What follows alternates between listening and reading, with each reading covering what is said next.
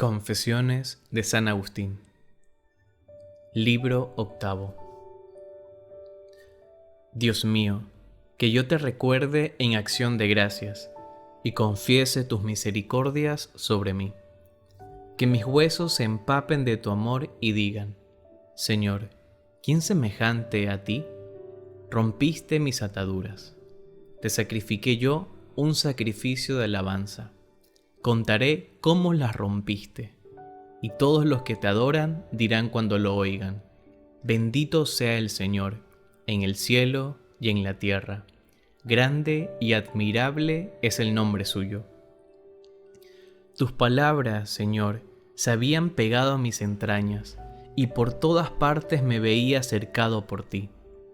Cierto estaba de tu vida eterna, aunque no la viera más que en enigma y como en espejo.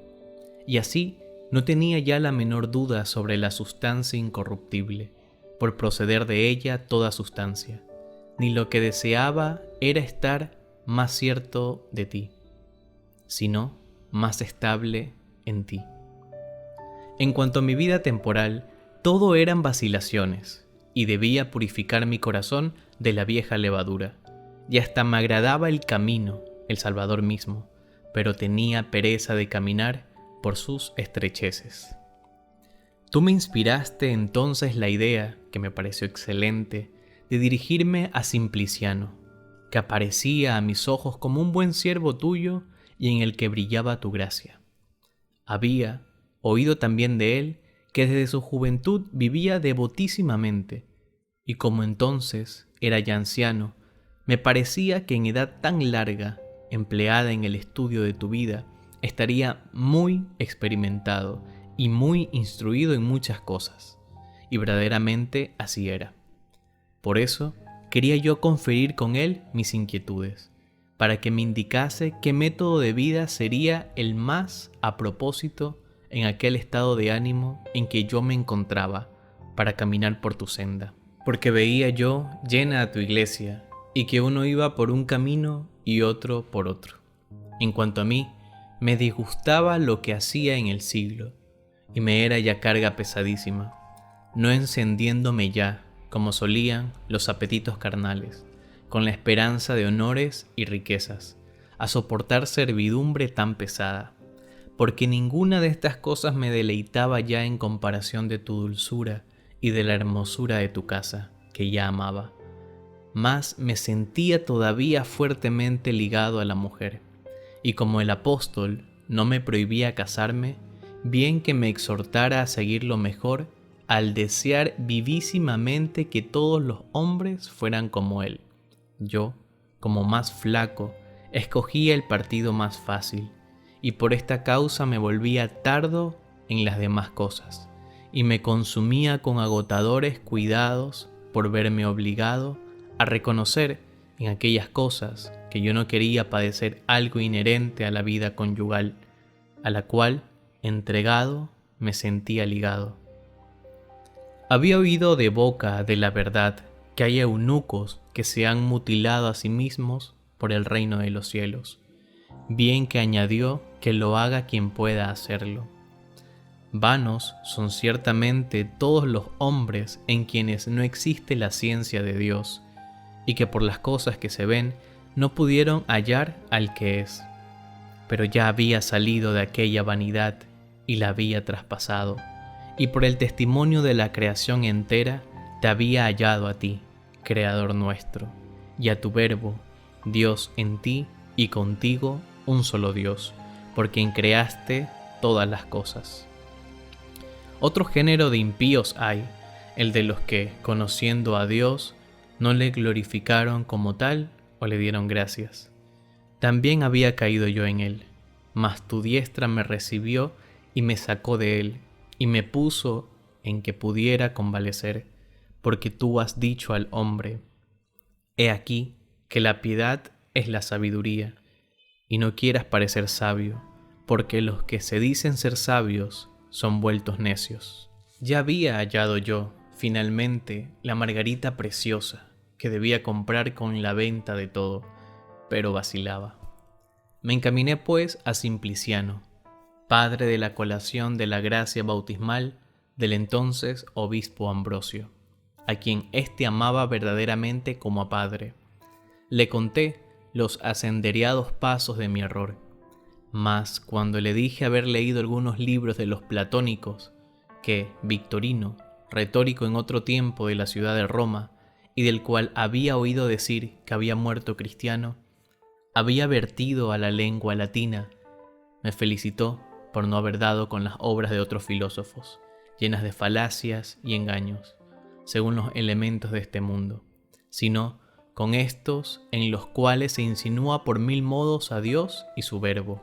Luego, para exhortarme a la humildad de Cristo, escondida a los sabios y revelada a los pequeñuelos, me recordó al mismo Victorino, a quien él había tratado muy familiarmente estando en Roma, y de quien me refirió lo que no quiero pasar en silencio, porque encierra gran alabanza de tu gracia, que debe serte confesada, el modo como este doctísimo anciano, peritísimo en todas las disciplinas liberales, y que había leído y juzgado tantas obras de filósofos, maestro de tantos nobles senadores, que en premio de su preclaro magisterio había merecido y obtenido una estatua en el foro romano, cosa que los ciudadanos de este mundo tienen por el sumo.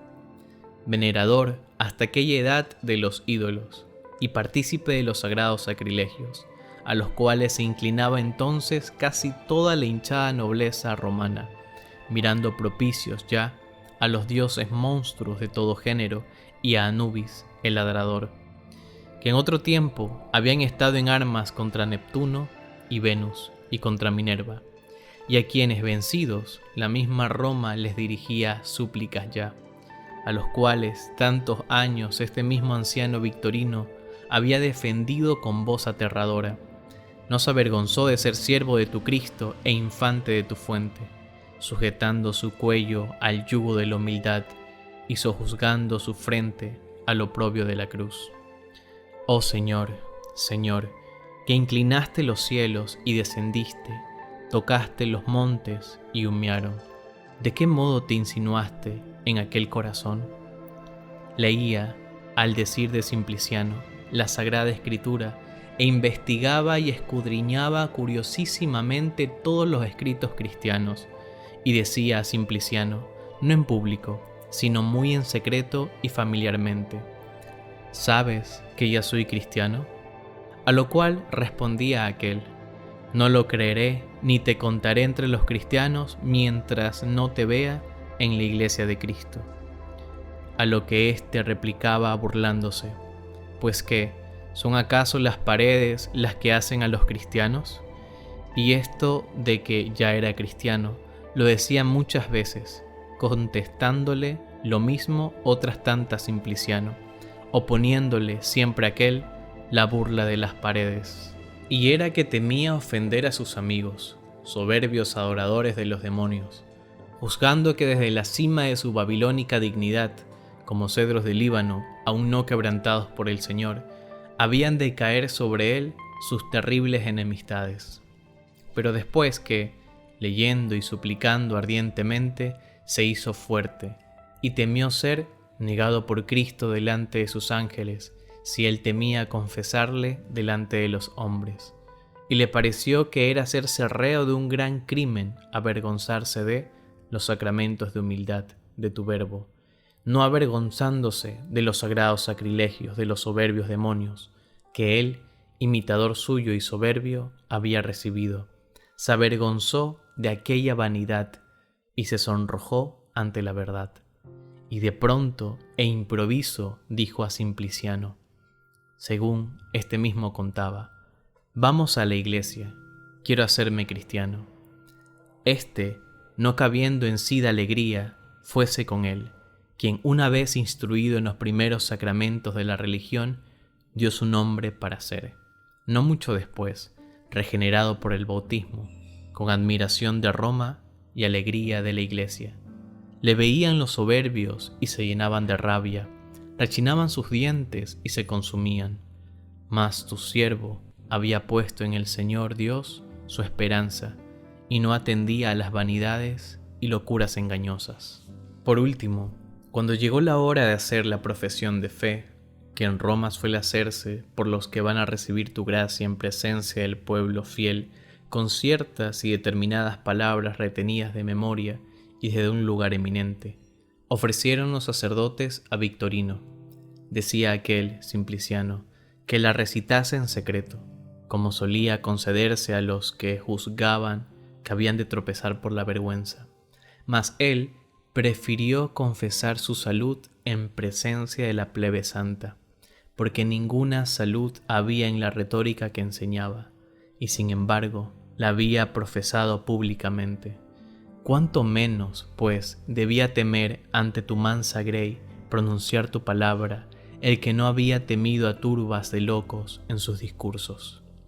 Así que, tan pronto como subió para hacer la profesión, todos, unos a otros, cada cual según le iba conociendo, murmuraban su nombre con un murmullo de gratulación. ¿Y quién ha allí que no le conociera?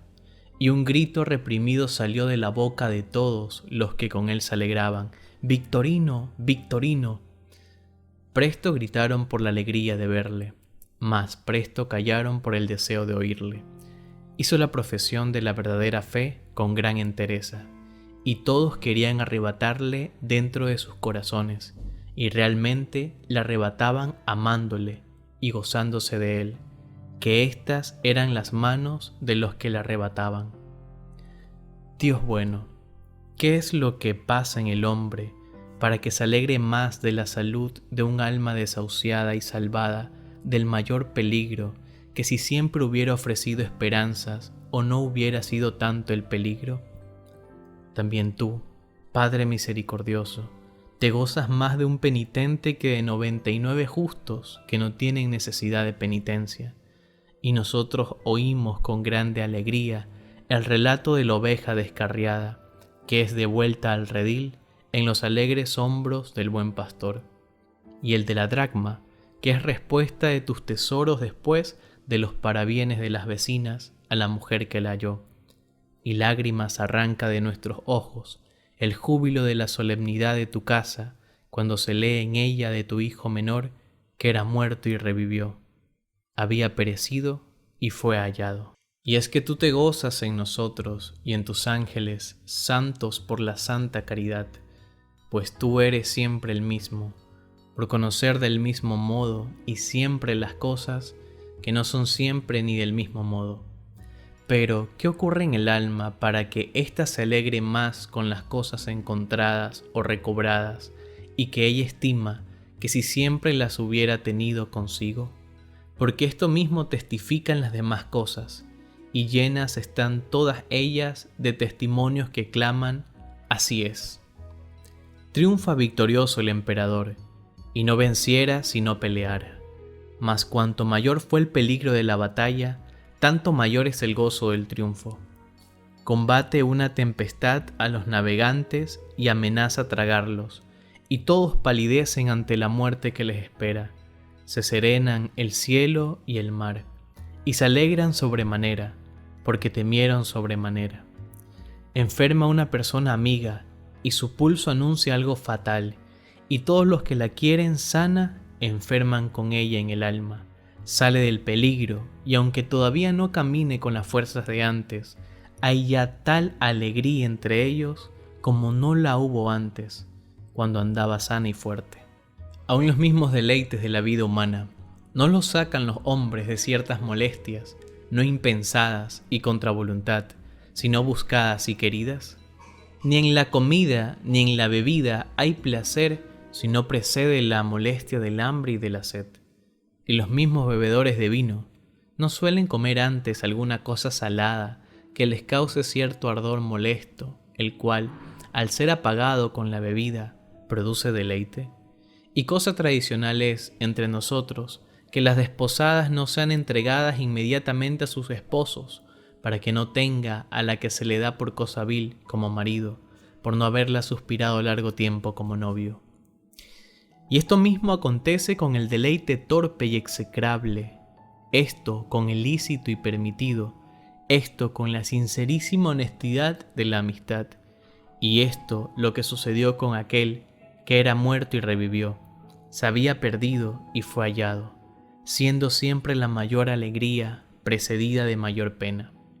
¿Qué es esto, Señor, Dios mío? ¿En qué consiste que, siendo tu gozo eterno de ti mismo, y gozando siempre de ti algunas criaturas que se hallan junto a ti, se halle esta parte inferior del mundo sujeta a alternativas de adelantos y retrocesos, de uniones y separaciones? ¿Es acaso este su modo de ser, y lo único que le concediste cuando desde lo más alto de los cielos hasta lo más profundo de la tierra, desde el principio de los tiempos hasta el fin de los siglos, desde el ángel hasta el gusanillo, y desde el primer movimiento hasta el postrero, ordenaste todos los géneros de bienes y todas tus obras justas, cada una en su propio lugar y tiempo? ¡Ay de mí! Cuán elevado eres en las alturas y cuán profundo en los abismos. A ninguna parte te alejas y sin embargo, apenas si logramos volvernos a ti. Ea, Señor, manos a la obra, despiértanos y vuelve a llamarnos, enciéndenos y arrebátanos, derrama tus fragancias y senos dulce, a menos corramos. ¿No es cierto que muchos se vuelven a ti de un abismo de ceguedad más profundo aún que el de Victorino, y se acercan a ti y son iluminados, recibiendo aquella luz con la cual quienes la reciben juntamente reciben la potestad de hacerse hijos tuyos?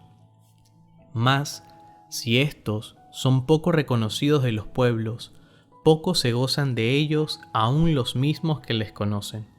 Pero cuando el gozo es de muchos, aun en los particulares es más abundante, por enfervorizarse y encenderse unos con otros. A más de esto, los que son conocidos de muchos sirven a muchos de autoridad en orden a la salvación, yendo delante de muchos que los han de seguir, razón por la cual se alegran mucho de tales convertidos, aun los mismos que les han precedido, por no alegrarse de ellos solos. Lejos de mí pensar que sean en tu casa más aceptas las personas de los ricos que las de los pobres, y las de los nobles más que las de los plebeyos, cuando más bien elegiste las cosas débiles para confundir las fuertes, y las ignobles y despreciadas de este mundo, y las que no tienen ser como si lo tuvieran, para destruir las que son. No obstante, esto, el mínimo de tus apóstoles, por cuya boca pronunciaste estas palabras, habiendo abatido con su predicación la soberbia del procónsul Pablo y sujetándole al suave yugo del gran rey, quiso en señal de tan insigne victoria cambiar su nombre primitivo de Saulo en Pablo. Porque más vencidos es el enemigo en aquel a quien más tiene preso, y por cuyo medio tiene a otros muchos presos, porque muchos son los soberbios que tienen presos por razón de la nobleza, y de estos, a su vez, muchos por razón de su autoridad. Así que cuanto con más gusto se pensaba en el pecho de Victorino, que como fortaleza inexpugnable había ocupado el diablo, y con cuya lengua, como un dardo grande y agudo, había dado muerte a muchos, tanto más abundantemente convenía se alegrasen tus hijos, por haber encadenado nuestro rey al fuerte y ver que sus vasos, conquistados, eran purificados y destinados a tu honor, convirtiéndolos así en instrumentos del Señor para toda buena obra. Mas apenas me refirió tu siervo Simpliciano estas cosas de Victorino, me encendí yo en deseos de imitarle, como que con este fin me las había también él narrado. Pero cuando después añadió que en tiempos del emperador Juliano, por una ley que se dio, se prohibió a los cristianos enseñar literatura y oratoria, y que aquel, acatando dicha ley, prefirió más abandonar la verbosa escuela que dejar a tu verbo, que hace elocuentes las lenguas de los niños que aún no hablan. No me pareció tan valiente como afortunado por haber hallado ocasión de consagrarse a ti, cosa por la que yo suspiraba, ligado no con hierros extraños, sino por mi férrea voluntad. Poseía mi querer el enemigo, y de él había hecho una cadena con la que me había aprisionado. Porque de la voluntad perversa nace el apetito, y del apetito obedecido procede la costumbre, y de la costumbre no contradecida proviene la necesidad. Y con estos, a modo de anillos enlazados entre sí, por lo que antes llamé cadena, me había arrojado en dura esclavitud, porque la nueva voluntad que había empezado a nacer en mí, de servirte gratuitamente y gozar de ti, oh Dios mío, único gozo cierto, todavía no era capaz de vencer la primera, que con los años se había hecho fuerte. De este modo, las dos voluntades mías, la vieja y la nueva, la carnal y la espiritual, luchaban entre sí y discordando destrozaban mi alma. Así vine a entender por propia experiencia lo que había leído de cómo la carne apetece contra el espíritu y el espíritu contra la carne, estando yo realmente en ambos, aunque más yo en aquello que aprobaba en mí que no en aquello que en mí desaprobaba, porque en aquello más había ya de no yo, puesto que su mayor parte más padecía contra mi voluntad que obraba queriendo. Con todo, de mí mismo provenía la costumbre que prevalecía contra mí, porque queriendo había llegado a donde no quería. Y, ¿quién hubiera podido replicar con derecho, siendo justa la pena que se sigue al que peca? Ya no existía tampoco aquella excusa con que solía persuadirme de que si aún no te servía, despreciando el mundo, era porque no tenía una percepción clara de la verdad, porque ya la tenía y cierto. Con todo, pegado todavía a la tierra, rehusaba entrar en tu milicia, y temía tanto el verme libre de todos aquellos impedimentos, cuanto se debe temer estar impedido de ellos. De este modo, me sentía dulcemente oprimido por la carga del siglo, como acontece con el sueño, siendo semejantes los pensamientos con que pretendía elevarme a ti a los esfuerzos. De los que quieren despertar, más, vencidos de la pesadez del sueño, caen rendidos de nuevo, porque así como no hay nadie que quiere estar siempre durmiendo, y a juicio de todos es mejor velar que dormir, y no obstante, difiere a veces el hombre sacudir el sueño cuando tiene sus miembros muy cargados de él, y aún desagradándole, éste lo toma con más gusto, aunque sea venida la hora de levantarse. Así tenía yo, por cierto, ser mejor entregarme a tu amor que ceder a mi apetito. No obstante, aquello me agradaba y vencía, esto me deleitaba y encadenaba. Ya no tenía yo que responderte cuando me decías: levántate tú que duermes, y sal de entre los muertos, y te iluminará Cristo. Y mostrándome por todas partes ser verdad lo que decías, no tenía ya absolutamente nada que responder, convicto por la verdad, sino unas palabras lentas y soñolientas. Ahora, enseguida, un poquito más. Pero este ahora no tenía término, y este poquito más se iba prolongando.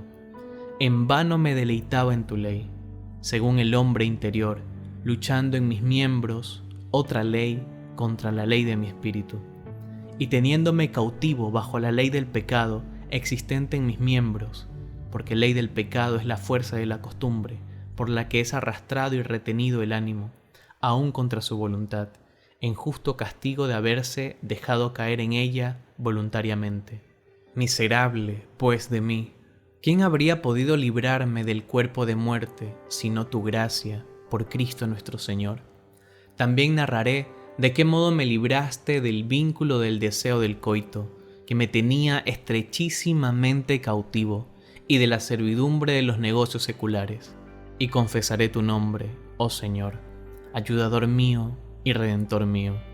Hacías las cosas de costumbre con angustia creciente, y todos los días suspiraba por ti y frecuentaba tu iglesia, cuando me dejaban libre los negocios, bajo cuyo peso gemía. Conmigo estaba Alipío, libre de la ocupación de los jurisconsultos, después de la tercera asesoración, aguardando a quien vender de nuevo sus consejos, como yo vendía la facultad de hablar, si es que alguna se puede comunicar con la enseñanza. Nebridio, en cambio, había cedido a nuestra amistad, auxiliando en la enseñanza a nuestro íntimo y común amigo Verecundo, ciudadano y gramático de Milán, que deseaba con vehemencia y nos pedía, a título de amistad, un fiel auxiliar de entre nosotros, del que estaba muy necesitado.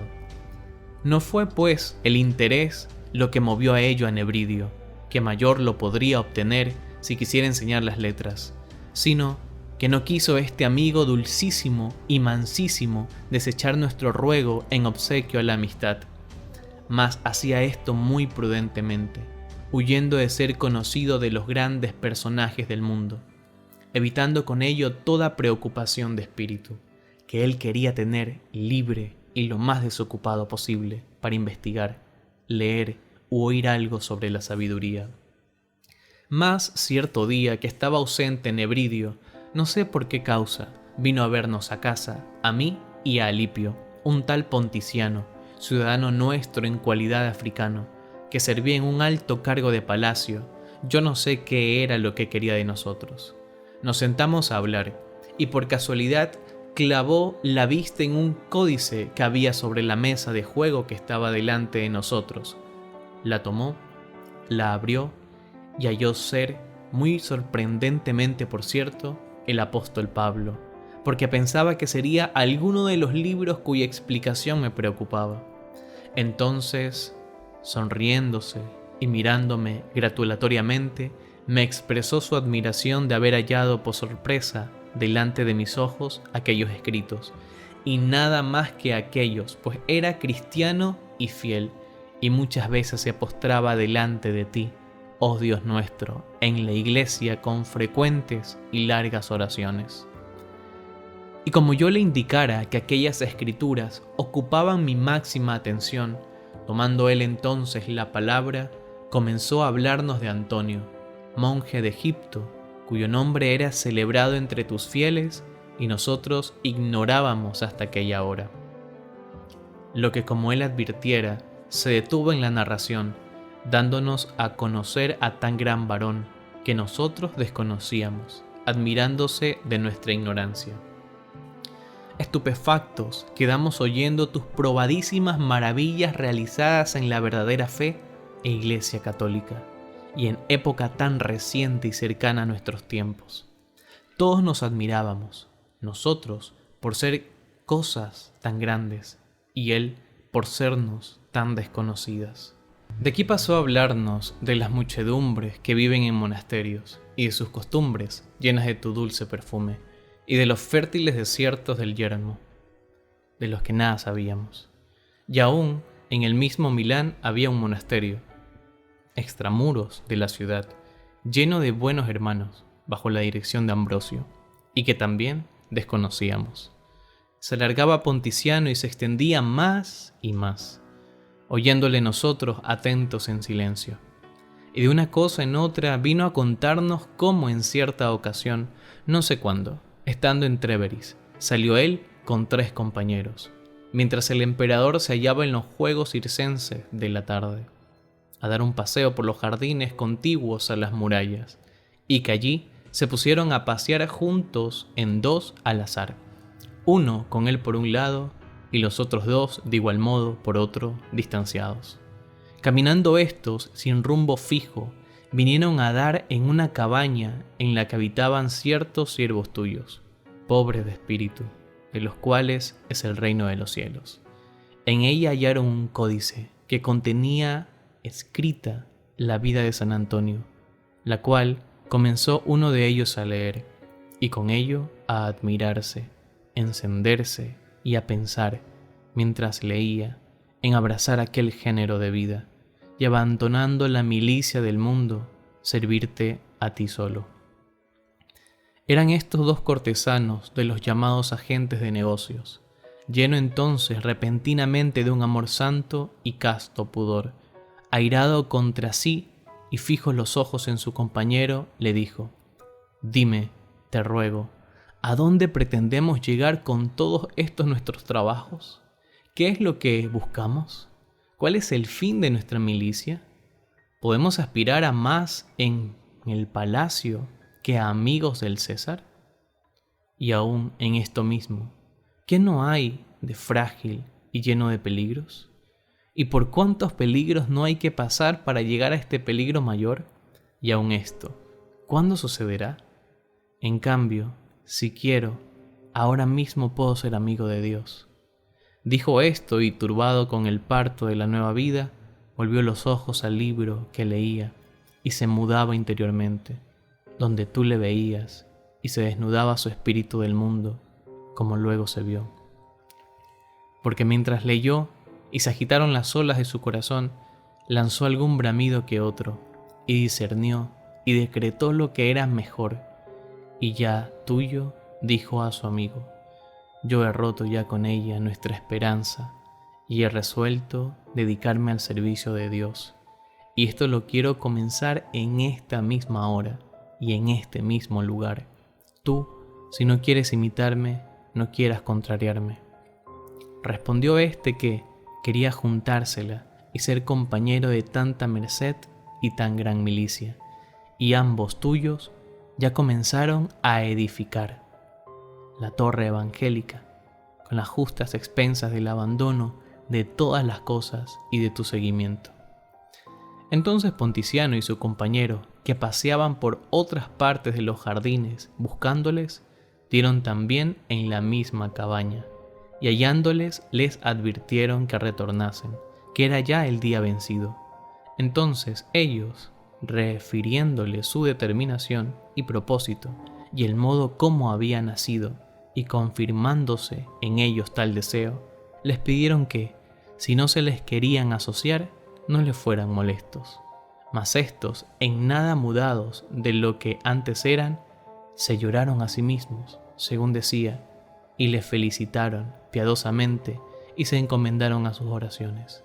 Y poniendo su corazón en la tierra, se volvieron al palacio, mas aquellos, fijando el suyo en el cielo, se quedaron en la cabaña. Y los dos tenían prometidas, pero cuando oyeron éstas lo sucedido, te consagraron también su virginidad.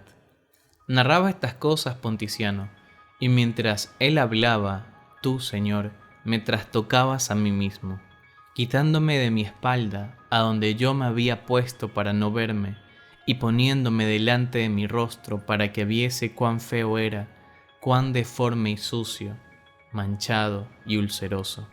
Me veía y me llenaba de horror, pero no tenía a dónde huir de mí mismo, y si intentaba apartar la vista de mí, con la narración que me hacía Ponticiano, de nuevo me ponías frente a mí y me arrojabas contra mis ojos, para que descubriese mi iniquidad y la odiase.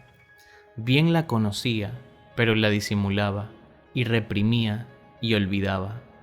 Pero entonces, cuanto más ardientemente amaba a aquellos de quienes oía relatar tan saludables afectos por haberse dado totalmente a ti para que los sanases, tanto más execrablemente me odiaba a mí mismo al compararme con ellos, porque muchos años míos habían pasado sobre mí, unos 12 aproximadamente, desde que en el año 19 de mi edad leía el Hortensio. Me había sentido excitado al estudio de la sabiduría, pero difería yo entregarme a su investigación, despreciada la felicidad terrena, cuando no ya su invención, pero aún sola su investigación debería ser antepuesta a los mayores tesoros y reinos del mundo, y a la mayor abundancia de placeres. Mas yo, joven miserable, sumamente miserable, había llegado a pedirte en los comienzos de la misma adolescencia la castidad, diciéndote: dame la castidad y continencia, pero no ahora, pues temía que me escucharas pronto y me sanaras presto de la enfermedad de mi concupiscencia, que entonces más quería yo saciar que extinguir, y continué por las sendas perversas de la superstición sacrílega, no como seguro de ella, sino como dándole preferencia sobre las demás, que yo no buscaba piadosamente, sino que hostilmente combatía. Y pensaba yo que el diferir de día en día seguirte a ti solo, despreciada toda esperanza del siglo, era porque no se me descubría una cosa cierta a donde dirigir mis pasos. Pero había llegado el día en que debía aparecer desnudo ante mí, y mi conciencia increparme así: ¿dónde está lo que decías? Ah, tú decías que por la incertidumbre de la verdad no te decidías a arrojar la carga de tu vanidad. He aquí que ya te es cierta, y no obstante, te oprime aún aquella, en tanto que otros, que ni se han consumido tanto en su investigación, ni han meditado sobre ella 10 años y más, reciben en hombros más libres alas para volar.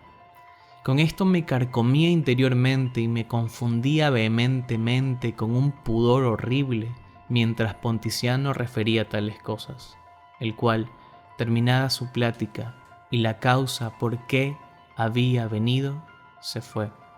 Mas yo vuelto a mí, ¿qué cosas no dije contra mí? ¿Con qué azotes de sentencias no flagelé a mi alma para que me siguiese a mí, que me esforzaba por ir tras ti?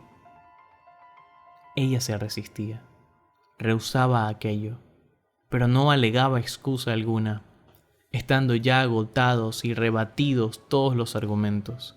Solo quedaba en ella un mudo temblor, y temía, a par de muerte, ser apartada de la corriente de la costumbre, con la que se consumía normalmente. Entonces, estando en aquella gran contienda de mi casa interior, que yo mismo había excitado fuertemente en mi alma, en lo más secreto de ella, en mi corazón, turbado así en el espíritu como en el rostro, dirigiéndome a Alipio, exclamé: ¿qué es lo que nos pasa? ¿Qué es esto que has oído? Se levantan los indoctos, arrebatan el ciclo, y nosotros, con todo nuestro saber, faltos de corazón, ved que nos revolcamos en la carne y en la sangre. ¿Acaso nos da vergüenza seguirles por habernos precedido y no nos la da siquiera el no seguirles? Dije que no sé qué otras cosas y me arrebató de su lado mi congoja, mirándome el atónito en silencio. Porque no hablaba yo como de ordinario, y mucho más que las palabras que profería declaraban el estado de mi alma, la frente, las mejillas, los ojos, el color y el tono de la voz. Tenía nuestra posada un huertecillo, del cual usábamos nosotros, así como de lo restante de la casa, por no habitarla el huésped señor de la misma. Allí me había llevado la tormenta de mi corazón, para que nadie estorbase el acalorado combate que había entablado yo conmigo mismo, hasta que se resolviese la cosa del modo que tú sabías y yo ignoraba. Mas yo no hacía más que ensañarme saludablemente y morir vitalmente, conocedor de lo malo que yo estaba, pero desconocedor de lo bueno que de allí a poco iba a estar. Me retiré, pues, al huerto, y Alipio paso sobre paso tras mí, pues, aunque él estuviese presente, no me encontraba yo menos solo. Y, ¿cuándo, estando así afectado, me hubiera él abandonado? Nos sentamos lo más alejados que pudimos de los edificios. Yo bramaba en espíritu, indignándome con una turbulentísima indignación porque no iba a un acuerdo y pacto contigo, oh Dios mío. Lo que me gritaban todos mis huesos que debía ir, ensalzándolo con alabanzas hasta el cielo, para lo que no era necesario ir con naves, ni cuadrigas, ni con pies, aunque fuera tan corto el espacio como el que distaba de la casa el lugar donde nos habíamos sentado, porque no solo el ir, pero el mismo llegar allí no consistía en otra cosa que en querer ir, pero fuerte y plenamente, no a medias, inclinándose ya aquí, ya allí, siempre agitado, luchando la parte que se levantaba contra la otra parte que caía. Por último, durante las angustias de la indecisión, hice muchísimas cosas con el cuerpo, cuales a veces quieren hacer los hombres y no pueden, bien por no tener miembros para hacerlas, bien por tenerlos atados. bien por tenerlos lánguidos por la debilidad, o bien impedidos de cualquier otro modo. Si mesé los cabellos, si golpeé la frente, si entrelazados los dedos, oprimí las rodillas, lo hice porque quise, mas pude quererlo y no hacerlo si la movilidad de los miembros no me hubiera obedecido. Luego hice muchas cosas en las que no era lo mismo querer que poder. Y sin embargo no hacía lo que con afecto incomparable me agradaba mucho, y que al punto que lo hubiese querido lo hubiese podido, porque en el momento en que lo hubiese querido lo hubiese realmente podido, pues en esto el poder es lo mismo que el querer, y el querer era ya obrar. Con todo, no obraba, y más fácilmente obedecía el cuerpo al más tenue mandato del alma, de que moviese a voluntad sus miembros, que no el alma a sí misma, para realizar su voluntad grande en sola la voluntad. Pero, ¿de dónde nací este monstruo? ¿Y por qué así? Luzca tu misericordia e interrogue, si es que pueden responderme, a los abismos de las penas humanas y las tenebrosísimas contriciones de los hijos de Adán. ¿De dónde este monstruo? ¿Y por qué así? Manda el alma al cuerpo y le obedece el punto. Se manda el alma a sí misma y se resiste. Manda el alma que se mueva la mano, y tanta es la prontitud que apenas se distingue la acción del mandato. No obstante, el alma es alma y la mano cuerpo. Manda el alma que quiere el alma, y no siendo cosa distinta de sí, no lo obedece. Sin embargo, ¿de dónde este monstruo? ¿Y por qué así? Manda, digo, que quiera, y no mandara si no quisiera. Y no obstante, no hace lo que manda. Luego no quiere totalmente, luego tampoco manda toda ella, porque en tanto manda en cuanto quiere, y en tanto no hace lo que manda en cuanto no quiere, porque la voluntad manda a la voluntad que sea, y no otra sino ella misma. Luego no manda toda ella, y esta es la razón de que no haga lo que manda, porque si fuese plena, no mandaría que fuese, porque ya lo sería. No hay, por tanto, monstruosidad en querer en parte y en parte no querer, sino cierta enfermedad del alma, porque elevada por la verdad no se levanta toda ella, oprimida por el peso de la costumbre. Hay, pues, en ella dos voluntades, porque no siendo una de ellas total, tiene la otra lo que falta a ésta. Perezcan a tu presencia, oh Dios, como realmente perecen los vanos habladores y seductores de inteligencias, quienes advirtiendo en la deliberación dos voluntades, afirman haber dos naturalezas, correspondientes a dos mentes, una buena y otra mala. Verdaderamente los malos son ellos creyendo tales maldades, por lo mismo, solo serán buenos si creyeren las cosas verdaderas y se ajustaran a ellas, para que tu apóstol pueda decirles: fuisteis algún tiempo tinieblas, mas ahora sois luz en el Señor.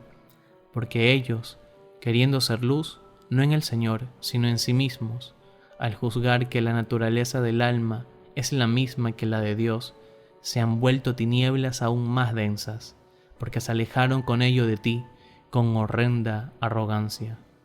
De ti, verdadera lumbre que ilumina a todo hombre que viene a este mundo. Mirad lo que decís, y llenaos de confusión, y acercaos a él, y seréis iluminados, y vuestros rostros no serán confundidos. Cuando yo deliberaba sobre consagrarme al servicio del Señor, Dios mío, conforme hacía ya mucho tiempo lo había dispuesto, yo era el que quería, y el que no quería, yo era. Mas, porque no quería plenamente ni plenamente no quería, por esto contendía conmigo, y me destrozaba a mí mismo. Y aunque este destrozo se hacía en verdad contra mi deseo, no mostraba, sin embargo, la naturaleza de una voluntad extraña, sino la pena de la mía. Y por eso no era yo ya el que lo obraba, sino el pecado que habitaba en mí, como castigo de otro pecado más libre, por ser hijo de Adán. En efecto, si son tantas las naturalezas contrarias cuantas son las voluntades que se contradicen, no han de ser dos, sino muchas. Si alguno en efecto delibera entre ir a sus conventículos o al teatro, al punto claman estos: he aquí dos naturalezas, una buena, que le lleva a aquellos, y otra mala, que le arrastra a éste. Porque, ¿de dónde puede venir esta vacilación de voluntades que se contradicen mutuamente? Mas yo digo que ambas son malas, la que le guía a aquellos y la que le arrastra al teatro, pero ellos no creen buena sino la que le lleva a ellos. ¿Y qué en el caso de que alguno de los nuestros delibere y altercando consigo las dos voluntades fluctúe entre ir al teatro o a nuestra iglesia? ¿No vacilarán estos en lo que han de responder? Porque no han de confesar lo que no quieren, que es buena la voluntad que les conduce a nuestra iglesia, como van a ella los que han sido imbuidos en sus misterios y permanecen fieles. O han de reconocer que en un hombre mismo luchan dos naturalezas malas y dos espíritus malos. Y entonces ya no es verdad lo que dicen, que la una es buena y la otra mala. O se convierten a la verdad, y en este caso no negarán que cuando uno delibera, una sola es el alma, agitada con diversas voluntades. Luego no digan ya, cuando advierten en un mismo hombre dos voluntades que se contradicen, que hay dos mentes contrarias, una buena y otra mala, provenientes de dos sustancias y dos principios contrarios que se combaten. Porque tú, oh Dios, verás, les repruebas, arguyes y convences, como en el caso en que ambas voluntades son malas, cuando uno duda si matar a otro con el hierro o el veneno, si invadir esta o la otra hacienda ajena, de no poder ambas, si comprar el placer derrochando o guardar el dinero por avaricia, si ir al circo o al teatro, caso de celebrarse al mismo tiempo. Y aún añado un tercer término, de robar o no la casa del prójimo si se le ofrece a ocasión. Y aún añado un cuarto, de cometer un adulterio si tiene posibilidad para ello, en el supuesto de concurrir todas estas cosas en un mismo tiempo y de ser igualmente deseadas todas, las cuales no pueden ser a un mismo tiempo ejecutadas, porque estas cuatro voluntades, y aún otras muchas que pudieran darse, dada la multitud de cosas que apetecemos, luchando contra sí, despedazan el alma, sin que puedan decir en este caso que existen otras tantas sustancias diversas. Lo mismo acontece con las buenas voluntades, porque si yo les pregunto si es bueno deleitarse con la lectura del apóstol y gozarse con el canto de algún salmo espiritual o en la explicación del Evangelio, me responderán a cada una de estas cosas que es bueno. Mas, en el caso de que deleiten igualmente y al mismo tiempo, ¿no es cierto que estas diversas voluntades dividen el corazón del hombre mientras delibera qué ha de escoger con preferencia? Y sin embargo, todas son buenas y luchan entre sí hasta que es elegida una cosa que arrastra y une toda la voluntad, que antes andaba dividida en muchas. Esto mismo ocurre también cuando la eternidad agrada a la parte superior y el deseo del bien temporal retiene fuertemente al inferior, que es la misma alma queriendo aquello o esto no con toda la voluntad, y por eso se desgarra, así con gran dolor, al preferir aquello por la verdad y no dejar esto por la familiaridad. Así enfermaba yo y me atormentaba, acosándome a mí mismo más duramente que de costumbre, mucho y queriéndolo, y revolviéndome sobre mis ligaduras para ver si rompía aquello poco que me tenía prisionero, pero que al fin me tenía. Y tú, Señor, me instabas a ello en mis entresijos, y con severa misericordia redoblabas los azotes del temor y de la vergüenza, a fin de que no cejara de nuevo y no se rompiese aquello poco y débil que había quedado, y se rehiciese otra vez y me atase más fuertemente. Y me decía a mí mismo interiormente, ea, sea ahora, y ya casi pasaba de la palabra a la obra, ya casi lo hacía, pero no lo llegaba a hacer. Sin embargo, ya no recaía en las cosas de antes, sino que me detenía al pie de ellas y tomaba aliento y lo intentaba de nuevo.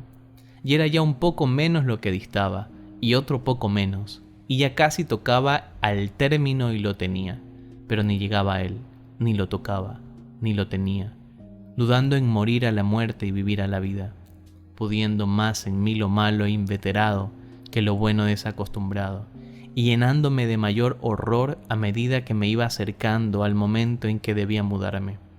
y aunque no me hacía volver atrás ni apartarme del fin, me retenía suspenso. Me retenían unas bagatelas de bagatelas y vanidades de vanidades, antiguas amigas mías, y me tiraban del vestido de la carne y me decían por lo bajo: ¿nos dejas? Y desde este momento no estaremos contigo por siempre jamás. Y desde este momento nunca más te será lícito esto y aquello. ¿Y qué cosas, Dios mío? ¿Qué cosas me sugerían con las palabras esto y aquello? Por tu misericordia, aléjalas del alma de tu siervo. Oh, qué suciedades me sugerían, qué indecencias, pero las oía ya de lejos, menos de la mitad de antes. No como contradiciéndome a cara descubierta, saliendo a mi encuentro, sino como musitando a la espalda y como pellizcándome a hurtadillas al alejarme, para que volviese la vista. Hacían, sin embargo, que yo, vacilante, tardase en romper y desentenderme de ellas, y saltar a donde era llamado, en tanto que la costumbre violenta me decía: ¿qué? ¿Piensas tú que podrás vivir sin estas cosas? Mas esto lo decía yo ya muy tibiamente, porque por aquella parte hacia donde yo tenía dirigido el rostro y a donde temía pasar, se me dejaba ver la casta dignidad de la continencia, serena y alegre, no disolutamente, acariciándome honestamente para que me acercase y no vacilara, y extendiendo hacia mí para recibirme y abrazarme sus piadosas manos, llenas de multitud de buenos ejemplos. Allí una multitud de niños y niñas, allí una juventud numerosa y hombres de toda edad, viudas venerables y vírgenes ancianas, y en todas la misma continencia no estéril, sino fecunda madre de hijos nacidos de los gozos de su esposo, tú, oh Señor. Y se reía ella de mí con risa alentadora, como diciendo: ¿no podrás tú lo que estos y estas? ¿O es que estos y estas lo pueden por sí mismos, y no en el Señor su Dios? El Señor su Dios me ha dado a ellas. ¿Por qué te apoyas en ti, que no puedes tenerte en pie? Arrójate en Él, no temas, que Él no se retirará para que caigas. Arrójate, seguro, que Él te recibirá y sanará. Y me llenaba de muchísima vergüenza, porque aún oía el murmullo de aquellas bagatelas y vacilante permanecía suspenso. Mas de nuevo aquella, como si dijera: hazte sordo contra aquellos tus miembros inmundos sobre la tierra, a fin de que sean mortificados. Ellos te hablan de deleites, pero no conforme a la ley del Señor tu Dios. Tal era la contienda que había en mi corazón, de mí mismo contra mí mismo. Mas Alipio, fijo a mi lado, guardaba en silencio el desenlace de mi inusitada emoción. Mas apenas una alta consideración sacó el profundo de su secreto y amontonó toda mi miseria a la vista de mi corazón. Estalló en mi alma una tormenta enorme que encerraba en sí copiosa lluvia de lágrimas, y para descargarla toda con sus truenos correspondientes, me levanté de junto a Alipio, pues me pareció que para llorar era más a propósito la soledad, y me retiré lo más remotamente que pude para que su presencia no me fuese estorbo. Tal era el estado en que me hallaba, del cual se dio él cuenta, pues no sé qué fue lo que dije al levantarme, y el tono de mi voz parecía cargado de lágrimas. Se quedó él en el lugar en que estábamos sentados, sumamente estupefacto, mas yo, tirándome debajo de una higuera, no sé cómo, solté la rienda a las lágrimas, brotando 2 ríos de mis ojos, sacrificio tuyo aceptable.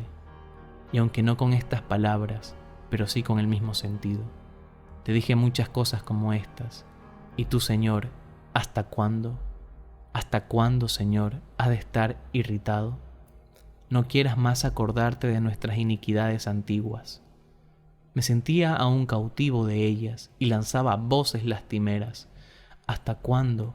¿Hasta cuándo? ¿Mañana? ¿Mañana? ¿Por qué no hoy? ¿Por qué no poner fin a mis torpezas en esta misma hora? Decía estas cosas y lloraba con amarguísima contrición de mi corazón. Mas he aquí que oigo de la casa vecina una voz, como de niño o niña. Me decía cantando y repetía muchas veces: toma y lee, toma y lee. De repente, cambiando de semblante, me puse con toda la atención a considerar si por ventura había alguna especie de juego en que los niños soliesen cantar algo parecido, pero no recordaba haber oído jamás cosa semejante. Y así, reprimiendo el ímpetu de las lágrimas, me levanté, interpretando esto como una orden divina, de que abriese el códice y leyese el primer capítulo que hallase. Porque había oído decir de Antonio, que advertido por una lectura del Evangelio, a la cual había llegado por casualidad, y tomando como dicho para sí lo que se leía: vete, vende todas las cosas que tienes, dalas a los pobres, y tendrás un tesoro en los cielos, y después ven y sígueme. Sabía al punto convertido a ti con tal oráculo. Así que apresurado volví al lugar donde estaba sentado Alipio, y yo había dejado el códice del apóstol al levantarme de allí. Le tomé, pues, le abrí y leí en silencio el primer capítulo que se me vino a los ojos, y decía: no en comilonas y embriagueces, no en lechos y en liviandeces, no en contiendas y emulaciones, sino revestíos de nuestro Señor Jesucristo, y no cuidéis de la carne con demasiados deseos. No quise leer más, ni era necesario tampoco, pues al punto que di fin a la sentencia, como si se hubiera infiltrado en mi corazón una luz de seguridad, se disiparon todas las tinieblas de mis dudas. Entonces, puesto el dedo o no sé qué cosa de registro, cerré el códice, y con rostro ya tranquilo se lo indiqué a Alipio, quien a su vez me indicó lo que pasaba por él y que yo ignoraba. Pidió ver lo que había leído y se lo mostré, y puso atención en lo que seguía aquello que yo había leído y yo no conocía. Seguía así: recibid al débil en la fe, lo cual se aplicó él a sí mismo y me lo comunicó, y fortificado con tal admonición y sin ninguna turbulenta vacilación, se abrazó con aquella determinación y santo propósito, tan conforme con sus costumbres, en las que ya de antiguo distaba ventajosamente tanto de mí. Después entramos a ver a la madre, indicándoselo, y se llenó de gozo.